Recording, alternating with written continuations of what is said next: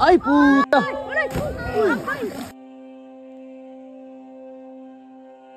Sa puso ng Barobos, Surigao del Sur sa Mindanao, matatagpuan ang isang ilog na tila hindi naaapektuhan ng ingay ng paligid. Grabe. Ang linaw niya, guys.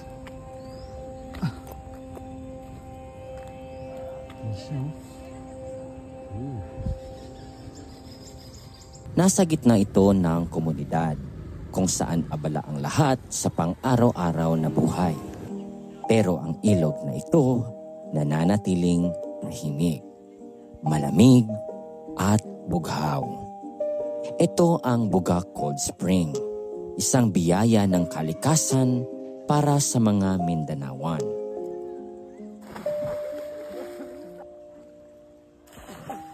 Oo, isa itong ilog. Hindi swimming pool at mas lalong hindi artificial. Dito dumadaloy ang tubig na malamig at malinaw na para bang galing sa pinakapusod ng lupa. Marami ang mga isdang namumuhay rito, tanda ng natural pa nitong likas na yaman at hindi gaanong nagagambala. Asol ang kulay, presko ang simoy at sa ilalim ng araw, kumikislap ito na parang salamin ng langit. Napapalibutan ito ng komunidad pero nananatiling malinis dahil inaalagaan ito at minamahal.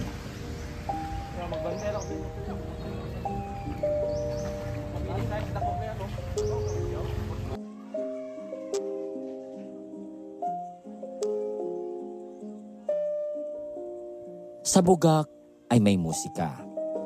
Pero hindi ito galing sa mga speaker, kundi sa halakhak ng mga bata.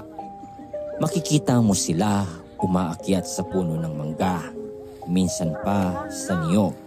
Hawak ang tapang at tumatalon. Buong lakas, buong ligaya.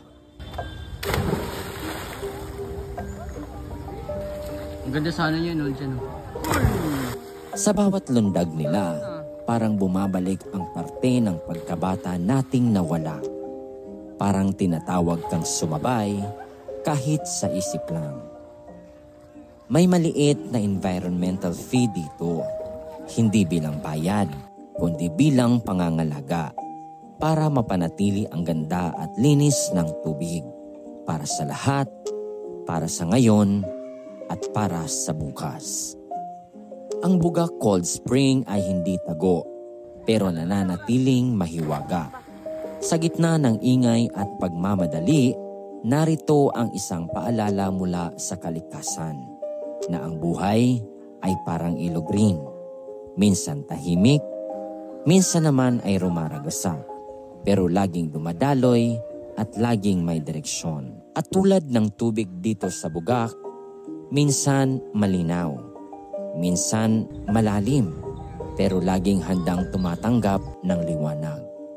Kaya sa gitna ng pagod, huminto ka, huminga, dumapo sa pangpang ng sandali.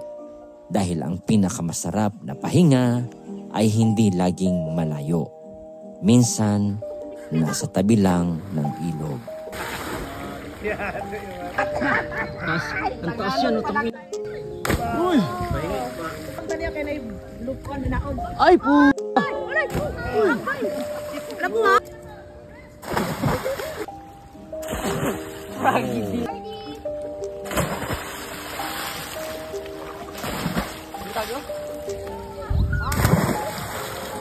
Kalahati.